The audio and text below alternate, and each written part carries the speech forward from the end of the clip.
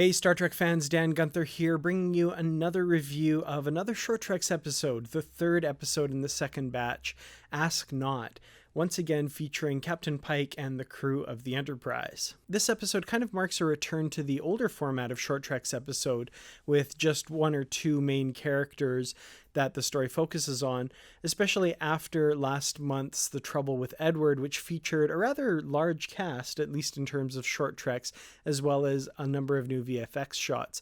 This one instead seems to be a little bit more of the style of Q&A or last year's Calypso or something like that, where there's just, like I said, a couple of characters that are the main focus and one or two sets. The story involves a cadet, Cadet Sidhu, who is confronted with a situation in which she has to keep Captain Christopher Pike under arrest during a supposed mutiny. Captain Pike pressures her to release him, citing a number of regulations and trying to talk her into letting him go, appealing to her sense of love for her husband, as well as other ways to kind of make her circumvent Starfleet regulations. In the end, however, she sticks to her guns and keeps Captain Pike incarcerated through the crisis. It's of course revealed that it's all a simulation, and Cadet Sidhu learns that she's earned a placement on the Enterprise and that this was all of a test to test her willingness to remain true to Starfleet laws and regulations. I have to say, I enjoyed this episode, maybe not as much as previous episodes, but on repeated viewings, I've come to like it a lot better than I did the first time around. Like I said, it's a little smaller scope than previous ones, so it kind of took a couple of viewings for me to adjust my expectations to that a little bit. But when it comes down to it, it's actually a really interesting story, kind of testing one person's devotion to the ideals of Starfleet and its regulations. Pike puts in a great performance here. Anson Mount, I think, is at the top of his game, as well as the person who plays Cadet Sidhu, Amrit Kaur, who puts in a very great performance here. I definitely believed that she was torn between her duty and her other obligations, something that the test was playing on, of course. I do have to say, I guessed very early on in the story that it was a simulation of some sort. I think right when the moment when Pike says that it's what the Tholians deserve to be blasted to hell, I kind of had a feeling this isn't Pike. Something's going on, and my mind kind of clicked over to, oh, it's a simulation. I actually really liked that aspect of the story. It reminded me of the TNG first season episode Coming of Age, where we see Wesley Crusher going through a very similar type of simulation in which actors play the parts of people around him, and he's kind of forced to make a decision one way or the other during his test to see if he would be admitted to Starfleet Academy. So obviously this is something that the Academy does a lot to its cadets and prospective cadets. So yeah, all in all, I'd say this is definitely a worthy entry in the Short Trek series. A little more understated than previous episodes, maybe not my favorite, but definitely a solid entry with some great performances by the people involved. As I usually do with these reviews, I do want to point out some continuity connections and canon connections that the episode did do, and there are a few of them. Like I said, this test was very reminiscent of the episode Coming of Age.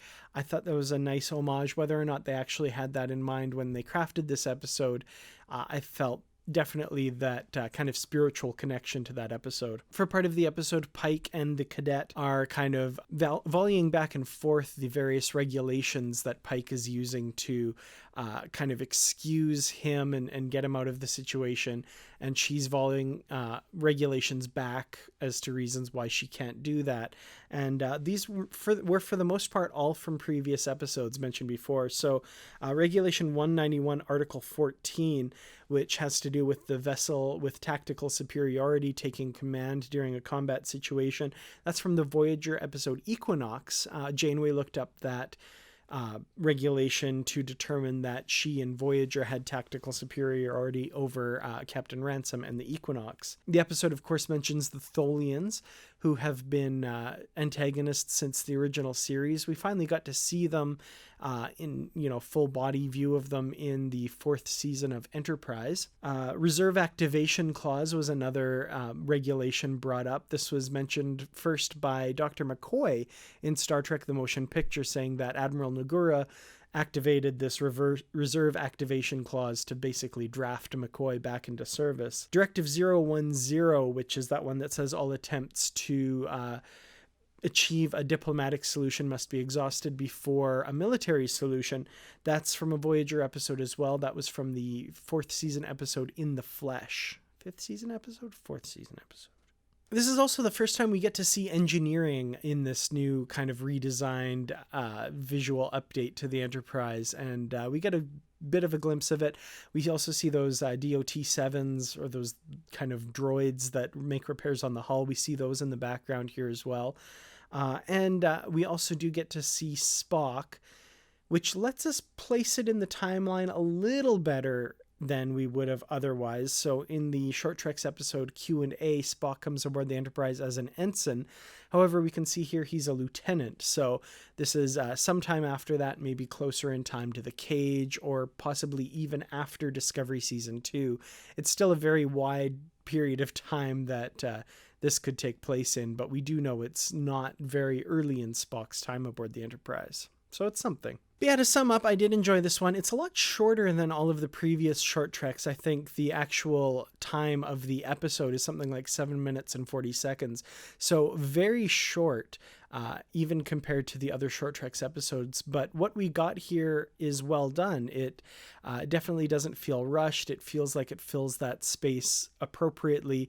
And was just an interesting little glimpse into the life of this cadet and kind of the experience of someone who's making their way in Starfleet and trying to make their way up the ranks and get posted on the Enterprise for their for part of their training at the Academy. So just an interesting little story, nothing really to write home about, but very solid. Again, solid performances by all involved. So definitely enjoyed it.